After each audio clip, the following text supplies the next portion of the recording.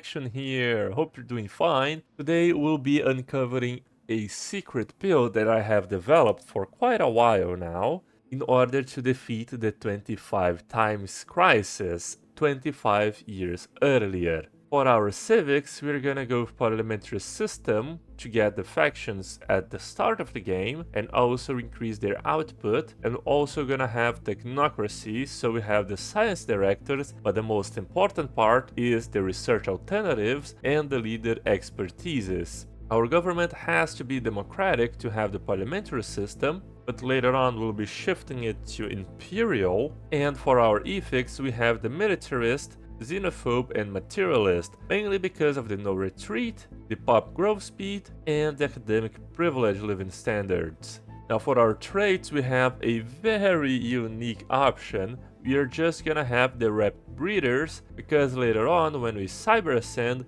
it will all make perfect sense. Our ruler is a scientist with the spark of genius trait, increasing our chances of rolling the arc furnace even further. And those are the game settings if you wanna copy them.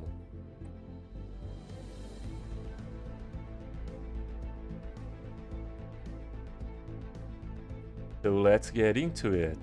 Here we are, we spawned on the left side of the galaxy, and one thing you should always look for when you have technocracy is starting a game with the materials leader expertise, because this will greatly increase our chances of rolling the arc furnace. Now for our techs, we want to avoid everything that has the locked, so we're gonna have the assembly patterns. We are gonna instantly shift to isolationists. Our species living standard is gonna be academic privilege.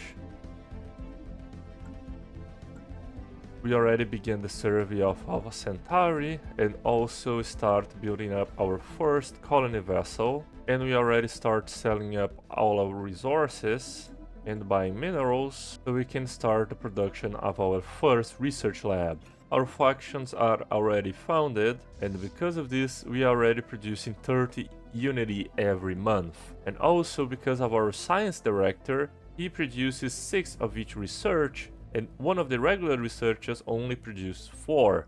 So he's kind of 1.5 researcher in terms of output. And one fun fact about the technocracy is that you start with your head of research also commanding your empire capital, and with another leader hired as your scientist. As for our first tradition, we are gonna go with discovery instead of statecraft for 2 main reasons. The first one, we are gonna get more anomalies, and although anomalies are pretty much RNG based, they actually have a pretty significant effect in terms of speeding up your research. We already found our second habitable world of Sirius. It is a size 19, and in Alpha Centauri it is a size 16. It's not so bad rolls, it's kinda good to be honest. And here on Koros, we already have 1 research lab, and we can start the production of another one. Oh, we are gonna have the Ronies, the mysterious ruins. So bad that we're not gonna go for the psionic ascension though. Kinda useless for us to be honest. I was hoping for the Cyberx, that would be massive. As our second agenda, the first one we went for infinite opportunities, and now we're gonna have to expand the council. We should always try to expand our council as much as possible, so having this agenda off cooldown is really important. Oh, that's bad. So our scientist vessel just happens to find this scavenger bot. The scavenger bot is really good. It's a very good Leviathan. But I don't think that our admiral can survive the encounter, to be honest. I hope she can retreat, but yeah, nope, she just died.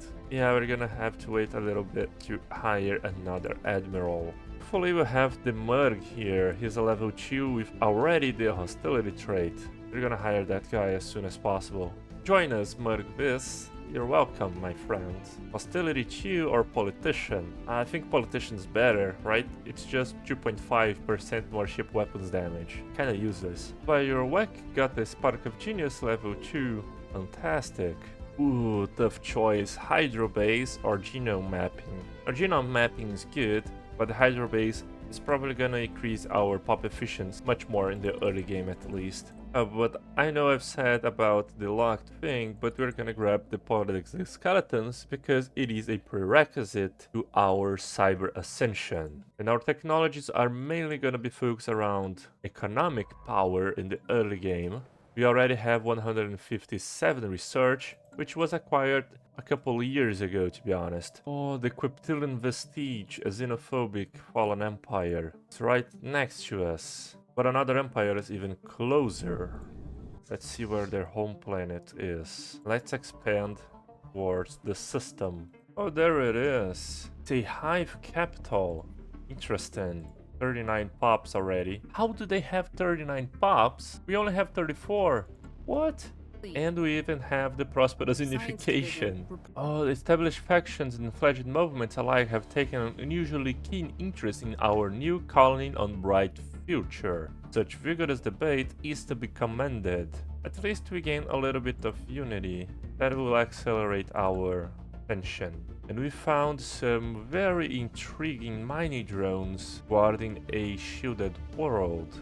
Who knows what lies beyond the shield? However, get out of there, my guy. You are in no condition of winning this fight. Alright, yeah, he engaged and died. Yep, always happens. Like, that cannot be true, man. Okay, at least we finished the discovery tradition, and we get a plus 10% from discovery, and another 10% from technological ascendancy, jumping us to 40% research speed already.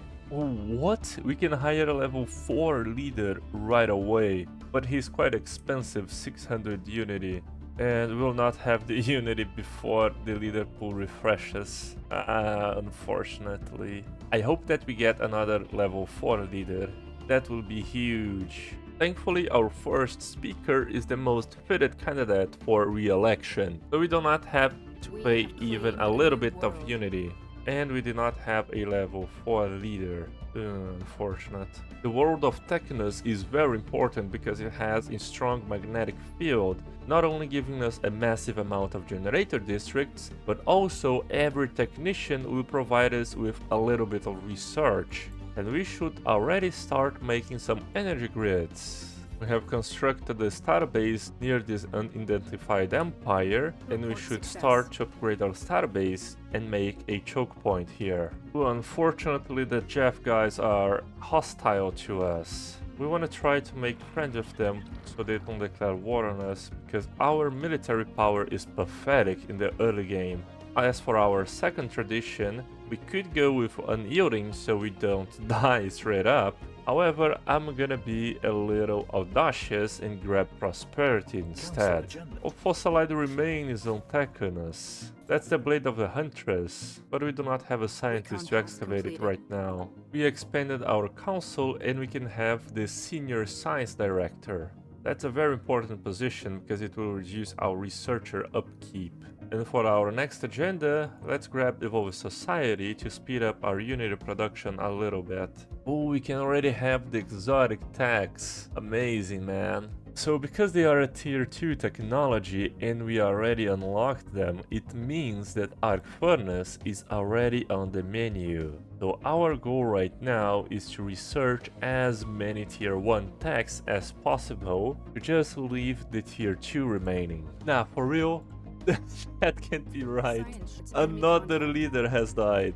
This time because of the enigmatic fortress. Oh, man.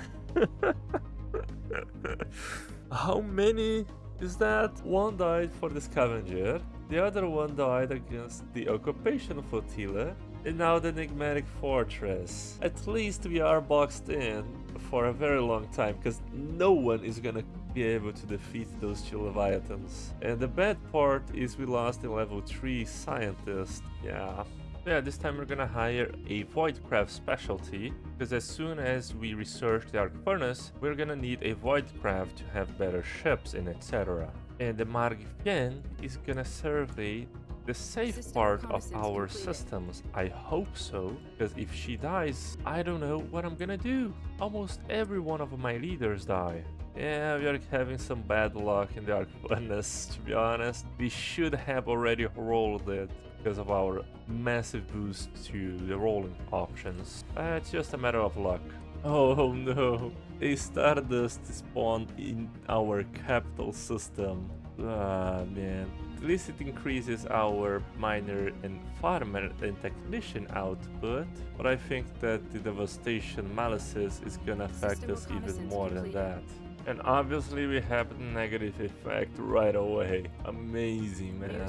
Oh, at least we have the Dyson Swarm. Yeah, we don't have any computing bonuses. However, we still get the Dyson Swarm. But for the Arc Furnace that we have 2 scientists with expertise, it didn't roll out. Alright.